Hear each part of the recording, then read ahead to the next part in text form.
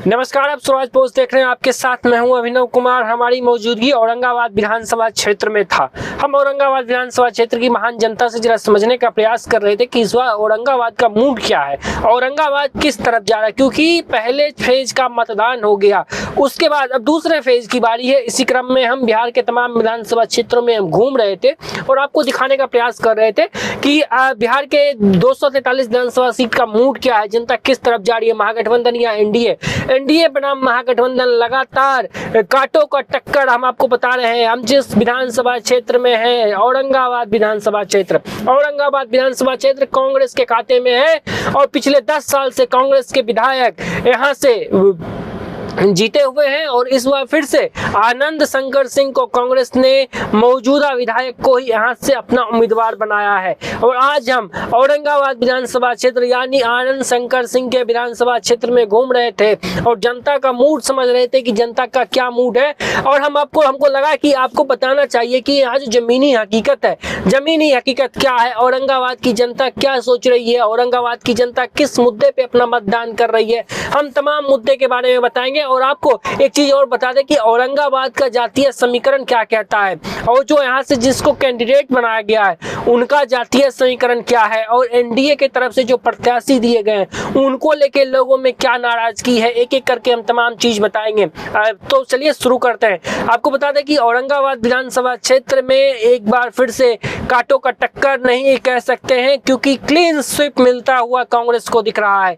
जी हाँ, ऐसा हम इसलिए कह रहे हैं क्योंकि औरंगाबाद से जिसको कांग्रेस ने टिकट दिया है वो पिछले 10 साल से वो यहाँ से विधायक है। हमने क्षेत्र में घूमने का भी प्रयास किया, हमने आम जनता की राय भी हमने अपने वीडियो पे रिकॉर्ड किया है, वो भी आप देखिएगा कि पब्लिक ओपिनियन क्या, जनता ग्राउंड की रिपोर्ट क्या है, औरंगाबाद की जनता क्या कह रही है। जनता में आनंद शंकर सिंह को लेके एंटी इनकम्बेंसी जो आमतौर पे हो जाता है, अगर आप 1 टर्म 2 टर्म तक रह जाते हैं किसी भी क्षेत्र, किसी भी विधानसभा से या लोकसभा से, तो आपके बीच एक एंटी इनकम्बेंसी जाहिर तौर पे वो हो जाता है। लेकिन इस विधानसभा क्षेत्र में एंटी इनकम्बेंसी देखने को नहीं मिल रही है। हमने लोगों से बातचीत भी करी है, लोगों की अपनी राय थी। कई लोग ऐसे युवा थे जिनका साफ तौर पे कहना हुआ कि हम तो सरकार परिवर्तन के लिए मतदान कर रहे हैं। और आनंद शंकर सिंह जो यहाँ से कांग्रेस के प्रत्याशी है वो खुद राजपूत समुदाय से आते हैं और इस विधानसभा में राजपूत समुदाय का सिर्फ और सिर्फ 10% का वोट बैंक है। 10% का वोट बैंक अपने आप में एक बड़ा वोट बैंक माना जाता है। और वहीं कांग्रेस के लिए मुस्लिम वोट बैंक भी बहुत मायने रखता है, तो मुस्लिम वोट बैंक की फैक्टर एक कारगर साबित होगा इस विधानसभा में। जी हाँ, मुस्लिम वोट बैंक यहाँ इस विधानसभा क्षेत्र में कम से कम 10% का मुस्लिम वोट बैंक भी है। वहीं इतना ही नहीं, ओबीसी वोट बैंक की संख्या तकरीबन 6% की है। और अन्य जातियों की अगर हम प्रतिशत निकाल के देखें तो अन्य जातियों के अलावे अगर 3 समुदायों को अगर जोड़ दिया जाए तो तकरीबन 25 से 26% का वोट बैंक हो जाता है। और 25 और 26% का वोट बैंक कोई मामूली वोट बैंक नहीं होता है। हमने इसलिए कहा था कि इस बार कांग्रेस ने एक बार फिर से जातीय समीकरण को ध्यान में रखते हुए तमाम मुद्दे पे उन्होंने बखूबी से इस बात का ध्यान रखा और टिकट बंटवारा किया।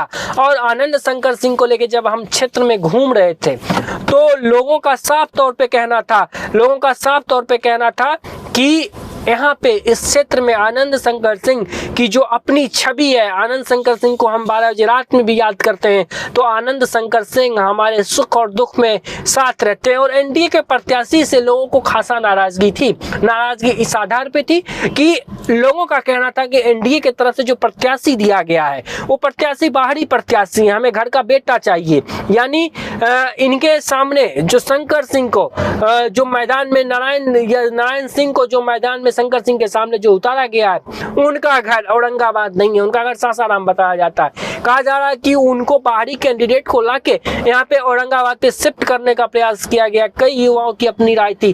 तो ये एनडीए के खिलाफ ये भी एक बहुत बड़ी ये फैक्टर जो है वो क्षेत्र में काम कर रहा है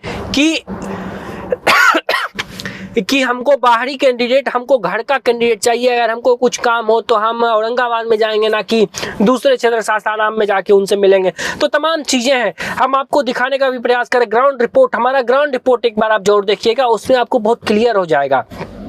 कि सासाराम से जो एनडीए के प्रत्याशी जिनको यहाँ लाके टिकट दिया गया है उनको लेके लोगों की क्या राय है, अपनी क्या राय है, और औरंगाबाद से जो 10 साल के कांग्रेस के प्रत्याशी हैं आनंद शंकर सिंह उनको लेके लोगों की क्या राय है।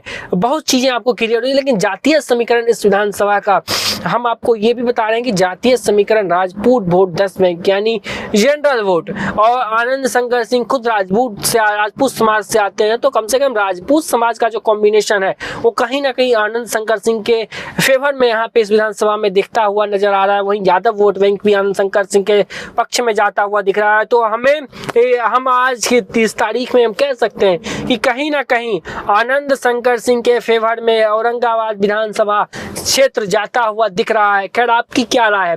आप औरंगाबाद विधानसभा को लेकर क्या कुछ सोचते हैं? क्या आपकी राय है? औरंगाबाद में क्या हो रहा है? क्या एंटी इनकम्बेंसी है औरंगाबाद में? जिस तरीके से होता है एंटी इनकम्बेंसी, मुझे तो उस तरीके की एंटी इनकम्बेंसी इस क्षेत्र में नहीं दिख रही है। खैर, आपके हिसाब से क्या एंटी इनकम्बेंसी है? 10 साल से यहाँ से वो विधायक हैं, कई लोगों ने कहा कि बहुत अपार काम किया, कई ऐसे सड़क थे जिसके निर्माण नहीं हो पाए तो उनका उन्होंने निर्माण कराया। तो ये तमाम लब्बो लुआब हम आपको औरंगाबाद विधानसभा क्षेत्र का बता रहे थे। खैर, आपकी क्या राय है? आप औरंगाबाद विधानसभा क्षेत्र को लेकर आप क्या सोचते हैं? आप जो भी सोचते हो कमेंट में बताइएगा। और जातीय समीकरण हमने जो औरंगाबाद का आपको बताया और हमने जो ग्राउंड रिपोर्ट यहाँ से तैयार की है, एक बार वो ग्राउंड रिपोर्ट भी जरूर देखिएगा। उसके बाद आपको समझ में आएगा कि औरंगाबाद की जमीनी हकीकत, असल में जमीनी हकीकत क्या है, जनता किस मुद्दे पे मत कर रही है और आने वाले दिनों में जनता क्या सोच रही है। और वोटिंग पहले चरण का तो बिहार में मतदान हो गया, दूसरे चरण का मतदान होना है, तो दूसरे चरण में क्या कुछ मुद्दे रहने वाले हैं? क्या महागठबंधन के पक्ष में ये मुद्दा जा रहा है या तेजस्वी यादव? यहाँ तो कई ऐसे लोग थे जो साफ तौर पे कह रहे थे कि हमें भी कुछ नहीं चाहिए, तेजस्वी सरकार परिवर्तन करना, महागठबंधन की सरकार बनवानी है, इसलिए हम लोग शंकर सिंह को वोट कर रहे हैं। आप लोग की जो भी राय हो कमेंट में जरूर बताइएगा। नमस्कार।